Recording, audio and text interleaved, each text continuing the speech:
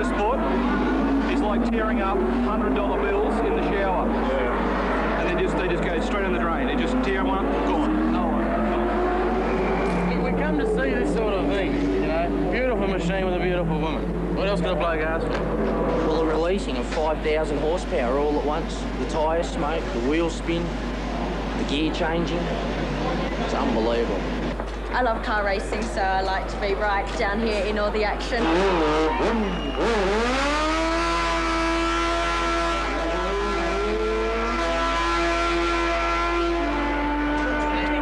way, I wouldn't get over.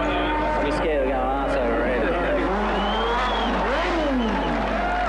here. If they put a V8 race on in Antarctica, I'd be there. I just want to build cars, and I want to get paid to play with cars and make them go faster. We watch the men watching the cars. If you come out now, we'll put you in the red base car in front of all this. Larry. Now look intelligent. You're hopeless. Well done.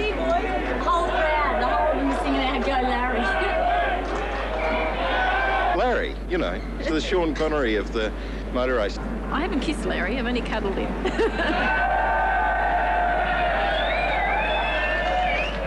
Hero of all time. My dog's named after him too. Larry's my farm dog. It's like the men's go here. It's a men's club. Boys and motor racing. Yeah, we've all got benzene running in the veins. That's what it is. Look at that, that's... Oh, no! Who's got the HRT car? Craig Lowndes! Oh, my goodness me! That's a nasty...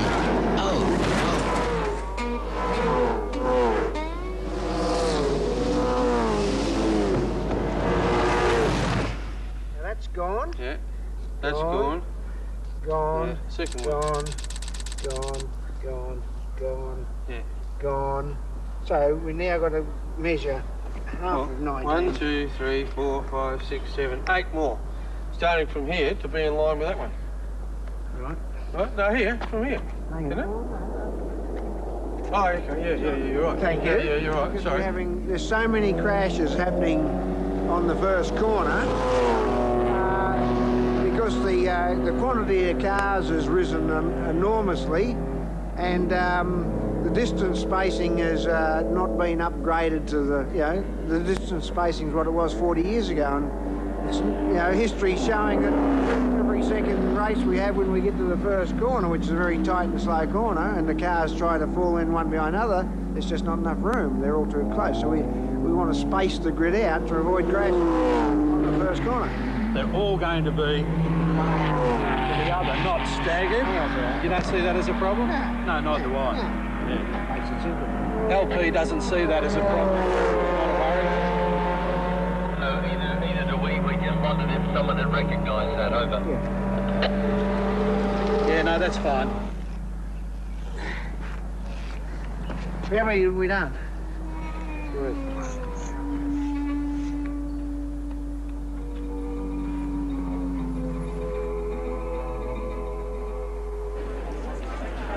We're waiting for Larry. Yeah, wait the rest of my life for him. A bit like waiting to speak to God, really. Yeah. And he's more important than God. To us. Yeah. Hi, good morning. How are you doing? Where are you from? We're from just in Sydney. Yeah. God, geez, look at the lovely couple. That was the one at Oran Park. He reckons we look like father and daughter. How spelled? C-R-Y-S-T-A-L. Oh, that's Well, great. you're very Thank you organised, very no, much, like Larry. I really excellent. appreciate it.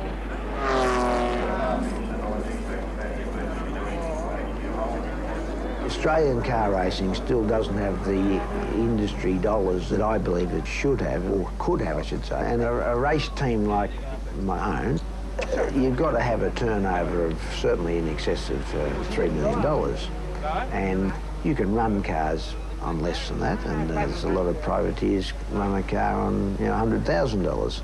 But you're going to be struggling to have all the right things you need to win a race. Was it good?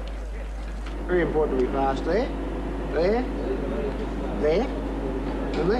And what do you do here? A couple of times I came up here and I found myself out here once today. I always start out wide there and make sure you head across here. So you can average 10k faster from here to here, it's a long way. All right. Do I get a discount on my computer? No. Look, I'm not going to be quicker, mate. I put an extra tax on. All right, I better go. They're all waiting to go. See ya. Thanks. Thanks very much. Thanks. Now, Larry's been around here many times, so I'm not sure if his points are right, but we'll test them tomorrow, and if we're faster, well, yeah, with good advice.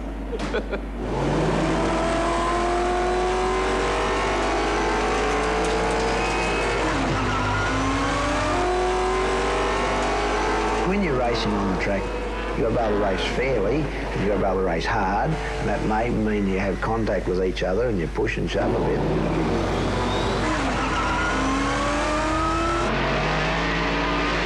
We've all got various things you try to do to sort out other drivers, but at the end of the day, you shouldn't end up with someone in the fence. It does sometimes, but it's, as I say, never premeditated. It's just business of trying to drive within 20 centimetres whilst you're doing 240 Ks and making judgments in much, much less time than a split second, and sometimes it doesn't quite work right.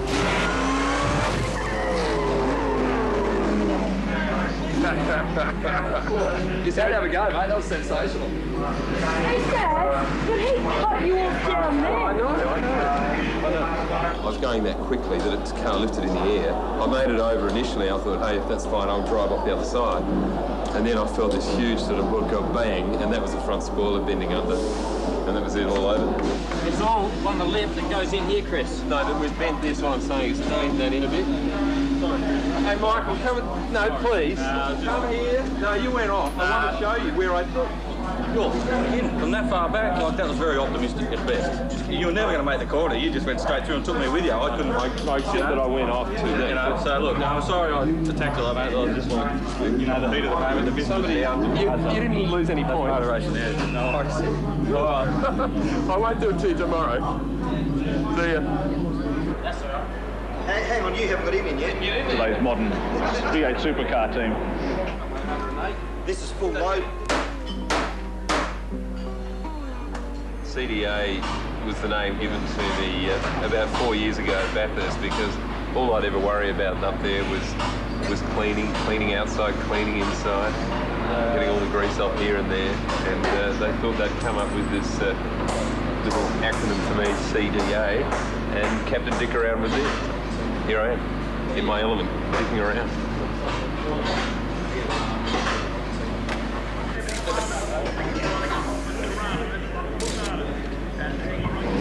You guys are funny, aren't they? Why are blunt jokes so short, so men can remember them?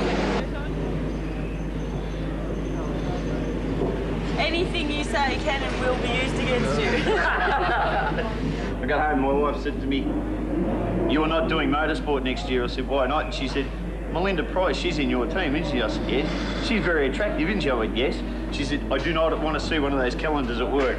The problem was the build's coming through on it. Yeah. So if you nip that... It supports my hip joints as well. See, the seats are made for guys who are nice and square and flat, and they fit in perfectly. And because I'm all round and shapely, I get sore bits everywhere, so I've had to mould my own little woman-shaped seat.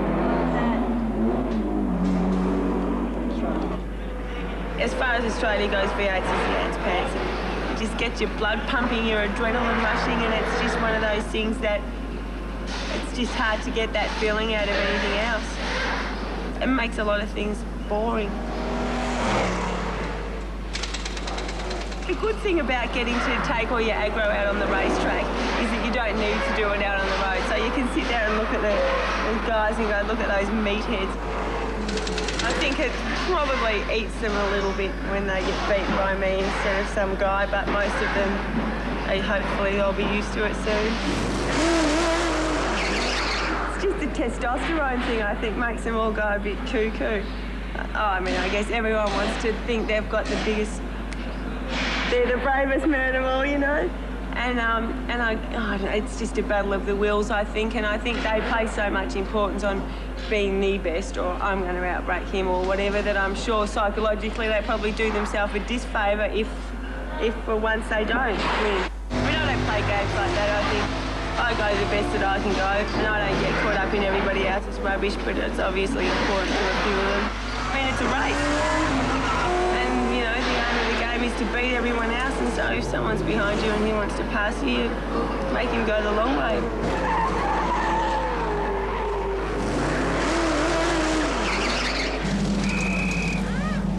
You get in the car and you might think about, oh, I might crash or I might do this or the car might break down, but one of the things that's not on the list is, well, I'll hurt myself. I mean, you just don't consider that. It's more a fear of losing, I think, a fear of being beaten or of someone else being better than you that keeps you going than anything else.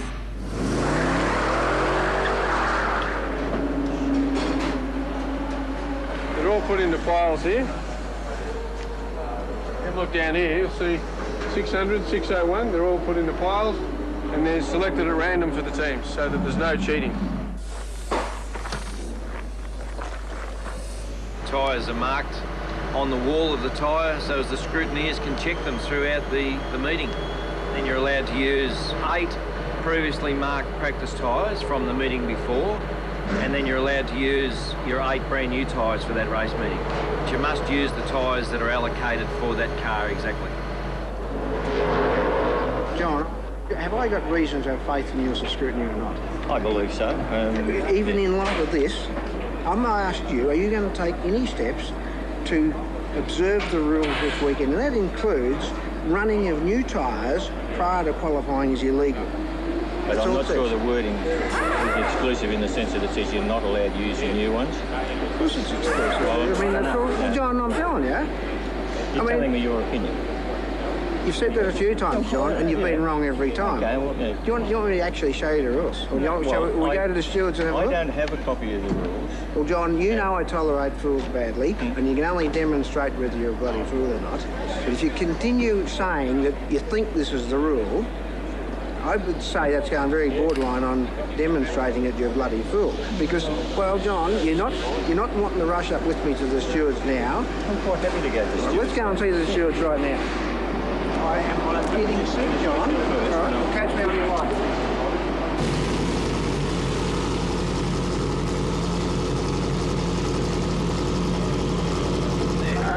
Like, what's wrong with your hands? Well, the man was standing there. She said, I told him. I didn't realise that. These things aren't a part-time thing like I'm trying to do it. It's actually, to do it properly, you'd have to do it full-time. We just do it like part-time, and when you're trying to juggle it with work and one thing and another, and you're pulling the thing apart on Friday night to build the motor to come out on Saturday, which is what we sort of do, and get no dyno time or anything like that, it's just a joke. So, but yeah, we have fun. Main thing is we enjoy ourselves, you know. Find out where's my logbook and all that stuff as well. And I don't really care what anyone thinks. I don't have to prove myself to anybody, especially myself, and that's important to me. I just get out there and have a bit of fun, you know. Get my computer hooked up, a little grey one. Like all these other jokers are running around with all brand new stuff they throw in on the Friday night, you know, like you're running around with stuff that's been running for years and years and years, so, well, good thing about it is all my stuff's well tested. You've done it leaning on the end, yeah? You've turned it around and just gently whack around. That's it.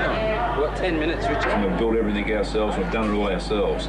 And it's about the only car out there that's been done that is not an ex-factory or ex-someone's car. Everything we got's all recycled crap, you know.